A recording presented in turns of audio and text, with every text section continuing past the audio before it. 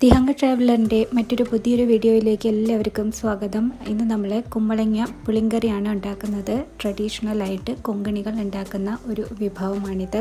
അപ്പോൾ ഇതെങ്ങനെയാണ് ഉണ്ടാക്കുന്നതെന്ന് നോക്കാം.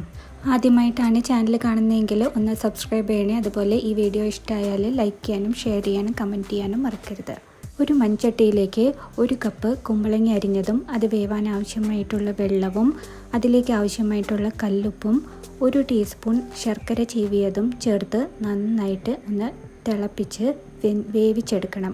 കുമ്പളങ്ങയിൽ നിന്ന് തന്നെ വെള്ളം ഇറങ്ങും, അപ്പോൾ അതിനനുസരിച്ച് വെള്ളം ഒഴിച്ചാൽ മതി. 3/4 കപ്പ് തേങ്ങ ചിരവിയതും 4 പച്ചമുളകും 1 വറ്റൽമുളകും വളരെ ഒരു ചെറിയ കഷ്ണം പുളിയും, അതായത് കോൽപ്പുളിയാണ് എടുത്തിരിക്കുന്നത്.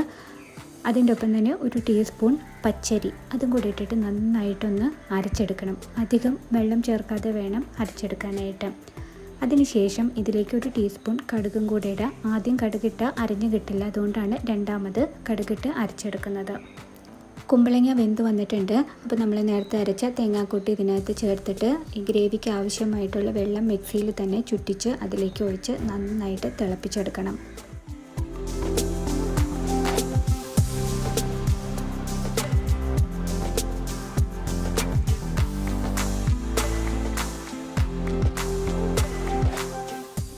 ഏറ്റവും അവസാനം 1 ടീസ്പൂൺ കടുകും കുറച്ച് കറിവേപ്പിലയും കൂടെ പൊട്ടിച്ചിട്ട് നമ്മളുടെ കറിയിലേക്ക് ചേർത്ത് കൊടുക്കുക.